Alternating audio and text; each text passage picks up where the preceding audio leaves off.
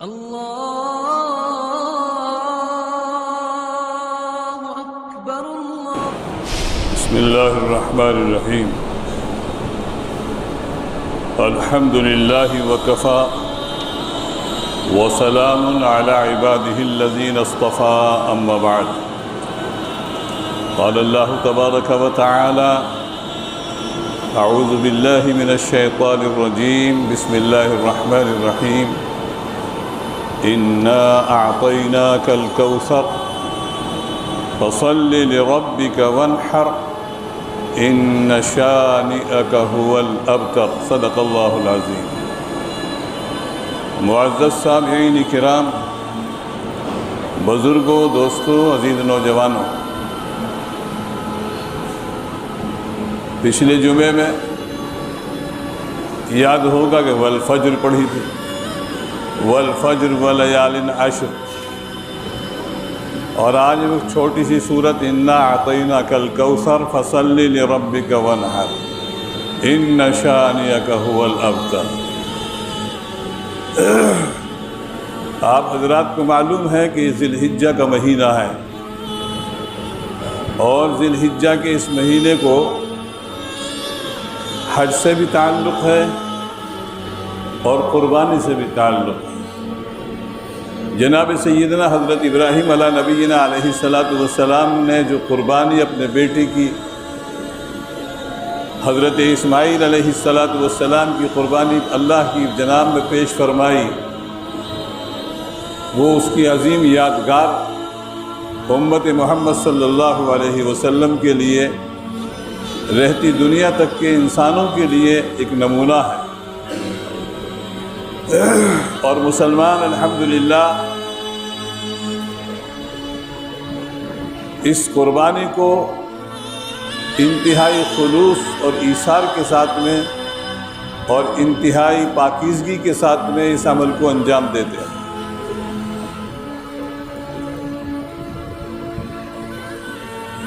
قربانی کے ایام، قربانی کے دن 10 ذی الحجہ، 10ویں تاریخ، نماز کے بعد پہلے نماز پڑھی جائے گی عید کی، اس کے بعد قربانی کی جائے گی۔ فصل لربک وانحر، اپنے رب کے لیے نماز پڑھیے اور قربانی کی۔ سب سے افضل اور اعلیٰ اور پاکیزہ عمل نماز، عید کی نماز کے بعد میں سب سے پاکیزہ عمل اور سب سے محبوب ترین عمل اور سب سے افضل ترین عمل جو ہے قربانی،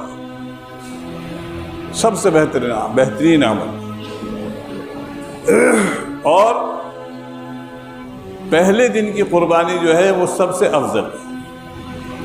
گنجائش ہے آپ 11 بھی کیجئے، 12ویں دن بھی کیجئے، 11 اور 12، 10، 11 اور 12، 3 دن کی قربانی ہے۔ اور کسی کے کہنے سے دھوکے میں نہ پڑیے،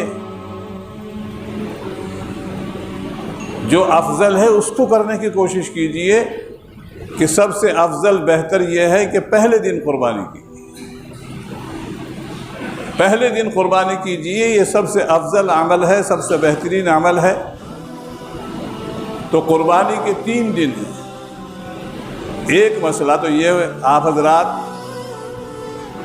بہت احتیاط کے ساتھ میں اور بہت پابندی کے ساتھ میں اس بات کو سمجھ لیجئے کہ قربانی کے 3 دن ہیں، 10، 11، 12۔ اور ایک دوسرا عمل جس سے لوگوں کو دھوکہ ہوتا ہے، اور وہ یہ سمجھنے لگتے ہیں کہ قربانی 13 تک بھی ہے، اس لیے کہ وہ تکبیر تشریق کی وجہ سے یہ سمجھ لیتے ہیں کہ قربانی 13 تاریخ کو بھی ہے۔ تو حنفیہ کے نزدیک نہیں، ہم سب حنفی ہیں، ہمارے نزدیک صرف 3 دن ہے قربانی۔ تکبیر تشریق کیا ہے؟ تکبیر تشریق ہے 9 ذی الحجہ کی فجر سے. ذی الحجہ کی جو 9 تاریخ آئے گی اس کی فجر سے اور 13 تاریخ کی عصر تک ہر فرض نماز کے بعد میں، چاہے وہ جماعت سے پڑھی گئی ہو یا بغیر جماعت کے پڑھی ہو آپ نے، ہر بالغ مرد و عورت کے اوپر، سب کے اوپر تکبیر تشریق لازمی ہے، واجب ہے.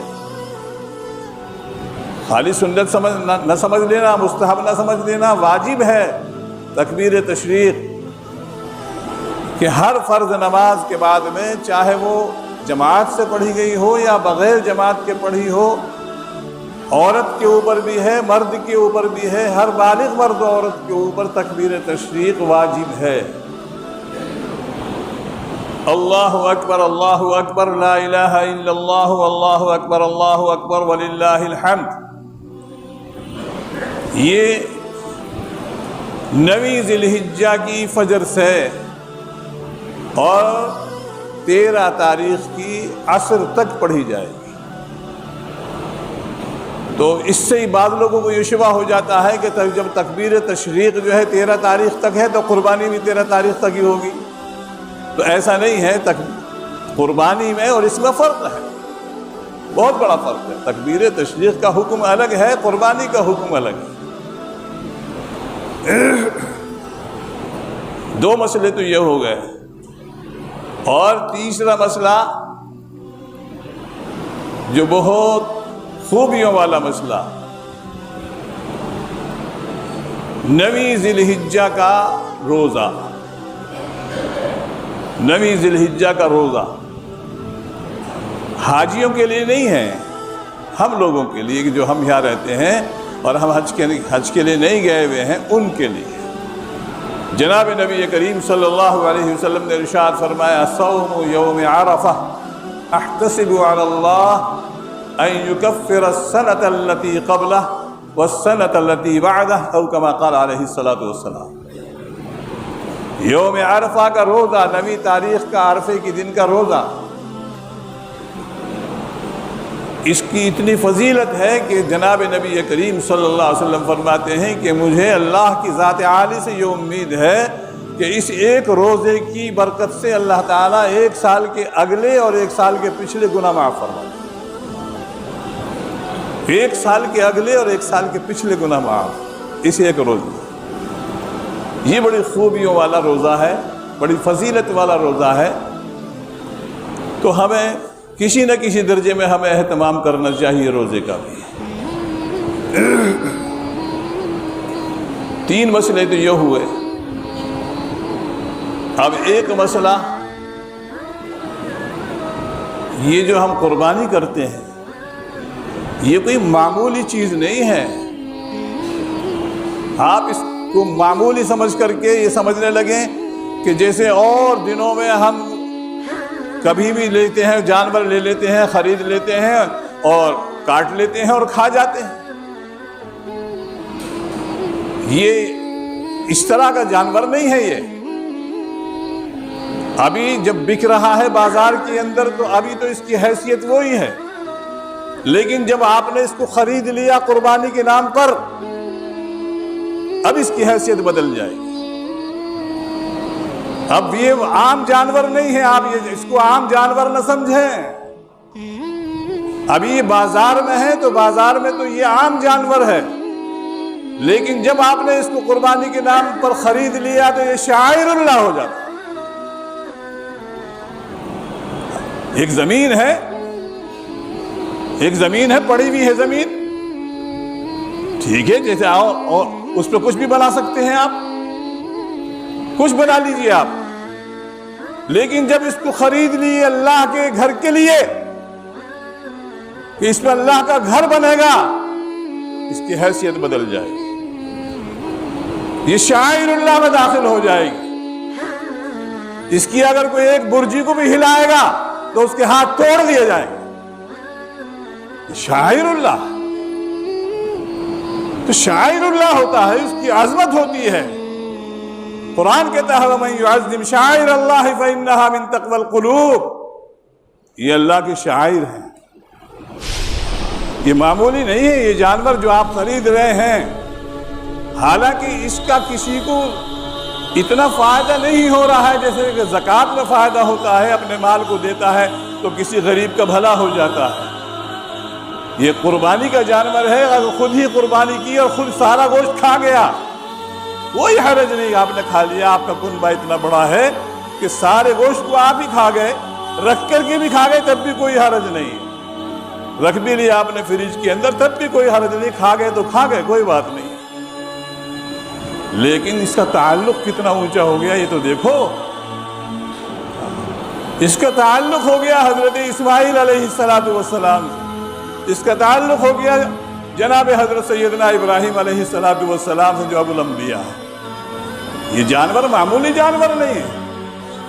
جب یہ معمولی جانور نہیں ہے، اے مسلمانوں تمہیں ہوش کے ناخن لینے چاہیے، اس جانور کی قدر کرنی چاہیے، اس جانور کا ایک ایک عضو قابل تکریم اور قابل احترام ہے، اس کو ٹھوکروں میں نہ پھینکو، اس کا کھر ہو تو اس کو بھی ٹھوکروں میں نہ پھیرو۔ حضرت ابراہیم علیہ السلام نے جو مینڈھے کی قربانی کی تھی، جانتے ہیں اس مینڈھے کے سینگ اور اس مینڈھے کے کھر خانہ کعبہ کے اندر ایک زمانے تک محفوظ رہے، خانہ کعبہ کے اندر محفوظ رہے، اس جانور کے سینگ اور اس جانور کے کھر خانہ کعبہ کے اندر ایک زمانے تک محفوظ رہے ہیں۔ کتنا معظم ہوگا وہ دمبا جو جنت سے لایا گیا تھا۔ تو ہم جو جانور خرید رہے ہیں، یہ جانور جب گھر پہ آ جائے قربانی کی نیت سے ہم نے خرید لیا، اب اس کی تکریم ہونی چاہیے، اس کا احترام ہونا چاہیے، اور جب اس کی قربانی کریں تو انتہائی عظمت کے ساتھ میں اور خلوص کے ساتھ میں کرنا چاہیے، اور اس کے ایک ایک عضو کو جو ہے احترام کے ساتھ میں، اس کی کھال کا احترام، اس کے کھروں کا احترام، اس کے بالوں کا احترام، اس کے سینگوں کا احترام۔ اگر استعمال کی چیزیں ہیں تو استعمال کے طور پر، اور استعمال کی چیزیں نہیں ہیں تو ان کو بھی محفوظ مقام پر دفن کیا جائے یا ان کو محفوظ مقام پر ڈالا جائے، ایسے نہیں کہ گلیوں میں پھینک دیا جائے، ہماری گلیاں بھی سڑتی رہیں اور جو شاعر اللہ ہے اس کی بے حرمتی ہو جائے۔ ایک یہ مسئلہ خاص طور پر میں مدت سے کہتا چلا آ رہا ہوں لوگوں سے، لیکن آج خاص طور پر آپ حضرات کو تنبیہ کے طور پر کہہ رہا ہوں کہ کوئی کھر، کوئی سینگ، کوئی کھال کا ٹکڑا ہماری گلیوں کے اندر پھینکا نہ پھرے۔ اگر ہم نے اہتمام کیا تو معلوم ہوگا آپ نے قربانی کی ہے، اللہ کے شاعر کی ہم نے احترام کیا ہے، اس کی تکریم کی ہے، اور اگر ایسے ہی ٹھوکروں میں پھرتے رہے تو یہ قربانی کے جانور کا احترام نہیں ہے، یہ ہے شاعر اللہ۔ اللہ تعالیٰ نے شاعر اللہ کو بھی بیان فرمایا، اور اللہ تعالیٰ نے حرمات اللہ کو بھی بیان فرمایا، اللہ تعالیٰ نے حدود اللہ کو بھی بیان فرمایا۔ قرآن پڑھو، قرآن تو کہتا ہے حدود اللہ بھی ہیں، اللہ کی حدیں بھی باندھی ہوئی ہیں، ان حدوں سے باہر نہ نکلو، حدوں سے باہر نہ نکلو، اللہ کی حدود بھی ہیں۔ طلاق کے مسئلے کے اندر اللہ کی حدود ہیں، ان حدود سے باہر نہ نکلو، اور حرمات اللہ بھی ہیں، اللہ کی جو حرام کی ہوئی چیزیں ہیں ان کا بھی ہمیں احترام کرنا اور ان کو بھی بجا لانا ہے۔ حرمات اللہ الگ ہیں، حدود اللہ الگ ہیں، اور شاعر اللہ الگ ہیں۔ ہمیں ہر ایک چیز کو پہچاننا پڑے گا، اور ہر ایک چیز پر ہم جو ہے ہمیں عمل کرنا پڑے گا، تبھی ہم سمجھیں گے کہ ہاں ہم صحیح معنی میں جناب سیدنا حضرت ابراہیم علیہ السلام کی اس طریقے کو اپنا رہے ہیں جس کو فرمایا۔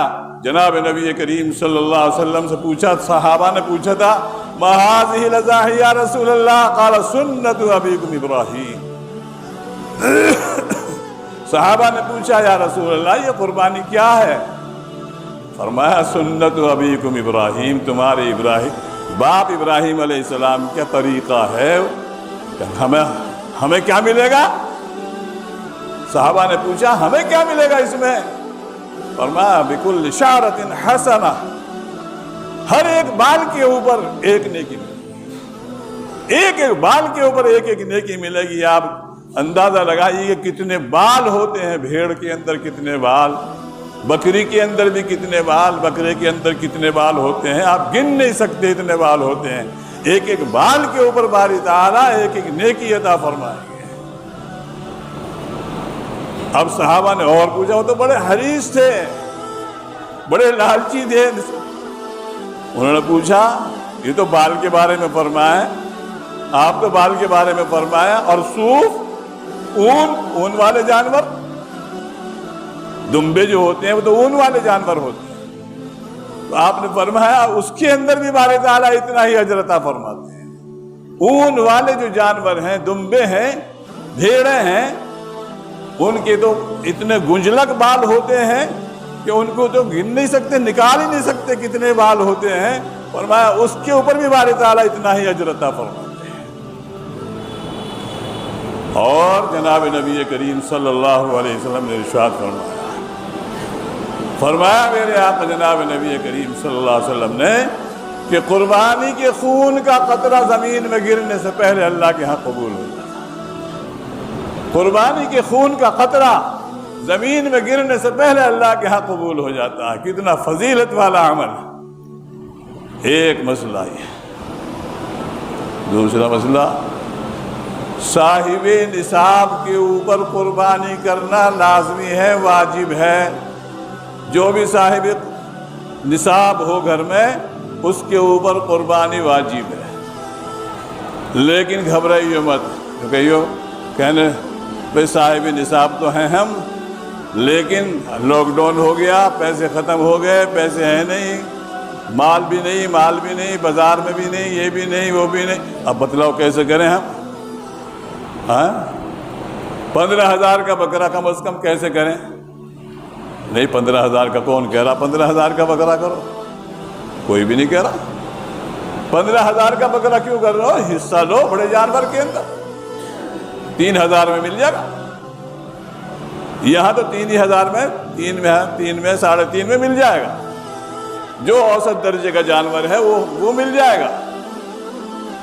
اور بعض لوگ تو پتہ نہیں کتنے پوسٹروں کے اندر پتہ نہیں کہاں کریں گے، وہ اللہ ہی بہتر جانے کہ بھائی وہ کریں گے کہ 1,200 روپے میں، 1,000 روپے میں۔ بھائی ہماری تو سمجھ میں آتی نہیں یہ بات کہ کہیں 1,200 روپے میں یا 1,000 روپے میں، کہیں پورے ہندوستان کی بات کر رہا ہوں میں، وہ تو وہ جانے جو انہوں نے لکھ رکھا ہے، لیکن ہماری سمجھ میں نہیں آتی بات کہ یہ 1,200 روپے میں یا 1,000 روپے میں کوئی کسی بھی جانور کے اندر کہیں حصہ کر دیں گے، کوئی کیسا ہی جانور ہو جائے اس میں نہیں ہو سکتا حصہ۔ وہ جو مولانا آیا کرتے تھے اڑیسہ سے، میں نے ان سے رابطہ کیا تھا تو انہوں نے بتلایا کہ جو سب سے کم حصہ جو ہمارے ہاں ہو رہا ہے وہ 2,200 سے کم میں تو ہے ہی نہیں، 2,200 سے کم میں نہیں ہے، جو بالکل ہلکا پھلکا جانور ہے، بالکل جیسا بھی وہاں ہوتا ہوگا، جیسا بھی وہاں ہوتا ہوگا اس کے بارے میں بتلایا کہ جو کم سے کم ہے بالکل وہ 2,200 سے کم میں نہیں ہے۔ لیکن پوسٹر چھپے پڑے ہیں کہ اڑیسہ میں فلاں میں 1,200 روپے میں اور 1,000 روپے میں، اور اخبارات کے اندر بھی آ رہا۔ بھائی اللہ ہی بہتر جانے وہ کس طرح سے کریں گے۔ تو بہتر یہ ہے کہ خود اپنے سامنے کرواؤ، سامنے کرواؤ، یہی کرو۔ 3,000 روپے کیا مشکل ہے، اپنے سامنے کرواؤ۔ قربانی کر رہے ہو آپ، صاحب نصاب ہو تو قربانی اپنے سامنے کرواؤ۔ جو جانور خریدا گیا ہے وہ اپنے سامنے ذبح ہونا چاہیے۔ ویسے تو آپ وکیل بنا دیں گے تب بھی ہو جائے گا، یہ نہیں کہ نہیں ہونے کا، ہو جائے گا، لیکن دل کا جذبہ تو یہ ہونا چاہیے کہ ہمارے سامنے قربان ہو تو کچھ خوشی کا بھی تو احساس ہونا چاہیے۔ خوشی تو ہو ہی نہیں رہی، بس دے دیے ویسے گرے پڑے ہیں، چلو دے دو 1,000 روپے، 1,200 روپے یا 2,000 روپے بھی دے دو، اور گری پڑی چیز ہے چلو پھینکو بھرو۔ ایسا نہیں ہے، یہ تو دل کے جذبات کی بات ہوتی ہے۔ قربانی ہو رہی ہے، دل کے جذبات کی بات ہے کہ وہ قربانی کرے اور میرے سامنے قربانی ہو تو پھر کتنی خوشی محسوس ہوتی ہے کہ ہاں میں نے قربانی کر دی، میں نے قربانی کر دی۔ کہ عجیب جو ہے خوشی کی لہر دوڑتی ہے، دل کے اندر خوشی اور امنگ محسوس ہوتی ہے کہ ہاں حضرت اسماعیل علیہ السلام کو جو اللہ حضرت ابراہیم علیہ السلام نے قربانی کے لیے پیش کر دیا تھا، اس کی تھوڑی سی جھلک تو آئی، کچھ تو جھلک آئے۔ تو اس لیے میرے پیارے دوستو، بھائیو، قربانی کرو تو پورے جذبے کے ساتھ میں کرو۔ لَن يَنَالَ اللَّهَ لُحُومُهَا وَلَا دِمَاؤُهَا وَلَكِن يَنَالُهُ التَّقْوَىٰ مِنكُمْ۔ نہ اللہ کے پاس گوشت پہنچتا ہے نہ خون پہنچتا ہے۔